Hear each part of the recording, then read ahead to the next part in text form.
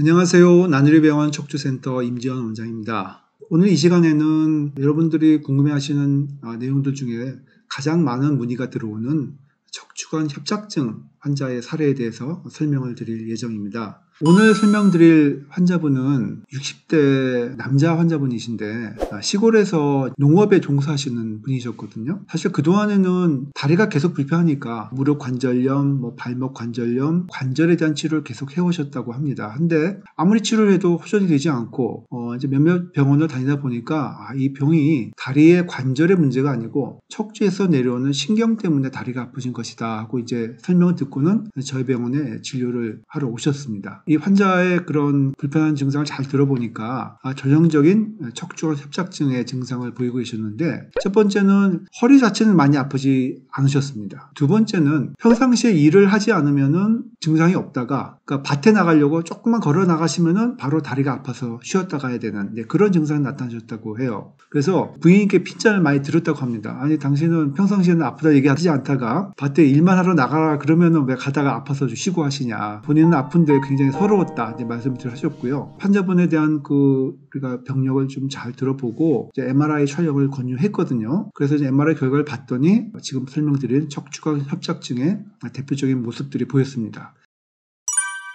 지금 이 사진은 그 환자분의 허리를 측면에서 촬영한 사진입니다. 자, 보시면 척추뼈 가운데 가느다란 줄 같은 게 내려갔는데 이게 척추뼈를 지나서 내려가는 척추신경입니다. 사실 이 신경이 내려가기 위해서는 이 간격이 이 정도 넓어야 돼요. 그래야 안에 신경이 잘 내려갈 수 있거든요. 근데 보시면 이 신경 통로가 점점 좁아지더니 여기는 이렇게 좁아졌고 여기는 거의 막혀서 잘 안 보이죠. 그래서 이 척추신경이 내려가는 관을 척추관이라고 하는데 이 관이 좁아졌다, 붙어있다. 그래서 척추관 협착증이라고 하는 겁니다. 신경이 내려가는 통로가 막히게 되면 대표적인 증상이 하지방사통이죠. 그런데 이 하지방사통의 특징은 평소에는 증상이 없다가 일어나면, 특히 걷게 되면 하지 통증이 시작이 되는 거예요. 이분 같은 경우에는 척추관이 이렇게 납작하게 눌려서 안에 있는 신경이 거의 보이지 않을 정도였고, 이 3, 4번이 이렇게 심했고요. 4, 5번은 더 심했죠. 자, 보시면 신경 다발이 거의 안 보일 정도고요.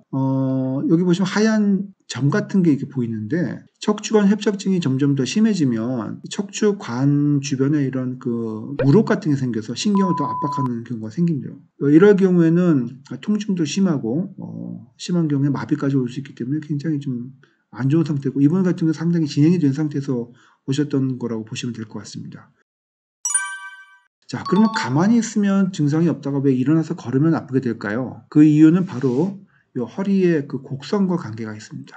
허리를 구부리게 되면 이 통로가 좀 넓어져요. 그래서 환자분 증상이 조금 덜해지고, 허리를 쭉 뒤로 제끼면 이 간격이 훨씬 더 좁아지게 되죠. 그래서 앉아있으면 증상이 없다가 허리를 뒤로 펴면, 즉 서게 되면 다리 통증이 시작이 되는 겁니다. 통증을 호소하신 분도 계시고, 다리가 좀 저리다 혹은 좀 멍멍하고 남의 살 같다 하시는 분도 계시는데, 사실 이렇게 저리거나 멍멍해졌다는 것은 병이 상당히 진행이 됐고, 흔히 얘기하는 이 마비 증상이 좀 발생이 된 것이다 보시면 됩니다. 그래서 이렇게 저리거나 다리가 좀 멍멍하고 혹은 발바닥의 감각이 이상하다, 이런 증상이 보일 경우에는 치료를 빨리 좀 서두르는 게 좋습니다.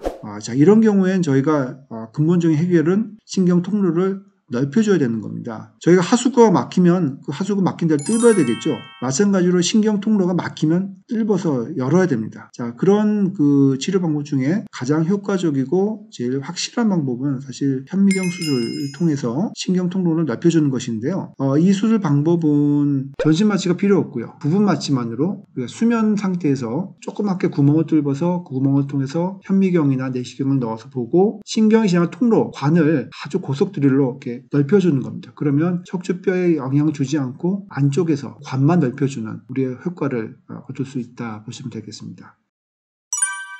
이게 수술 전 사진이고 오른쪽 게 이제 수술 후 사진인데요. 그 통로를 넓힌다, 즉 이렇게 넓어야 된 통로를 우리가 확보하기 위해서 밑에 보시면 이렇게 3, 4번 쪽에도 협착이 있었기 때문에 여기를 이렇게 넓혀줬고요. 그리고 4, 5번 쪽은 거의 막혀 있었죠. 이 부분을 이렇게 넓혀서 잘 보시면 이 신경 다발이 잘 보이죠. 여기 사실 신경 다발이 눌려서 이게 뭐가 신경인지 잘 보이지 않을 정도로 눌려 있는 상태인데, 여기 보시면 신경 다발이 아주 시원하게 잘 보이고, 어떻게 보면 기존의 신경관보다도 넓은 신경관보다도 더 넓어져 있는 아주 시원하게 넓어져 있는 상태를 볼 수가 있습니다.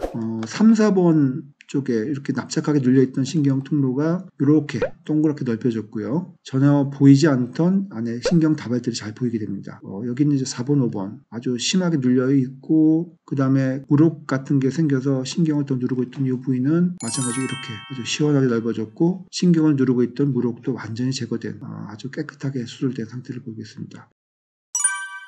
우려했던 그런 그 신경마비 증상은 다행히 없으셨어요. 그래서 회복이 잘 됐고, 만약에 이런 분들이 치료 시기를 놓쳐서 다리 신경이 마비된 상태로 오시게 되면 수술이 잘 됐다고 하더라도 수술 후에 이런 그 후유증들, 다리 감각이 떨어지거나 하는 그 후유증이 남을 수가 있는 상황이 됐겠죠. 하지만 이분 같은 경우에는 치료 시기를 놓치지 않고 빨리 오셨기 때문에 다행히 큰 후유증 없이 잘 치료가 됐던 사례라고 할 수가 있겠습니다. 네, 오늘 MRI 상담소 영상이 유익하셨다면 구독과 좋아요 꼭 부탁드리겠습니다. 감사합니다.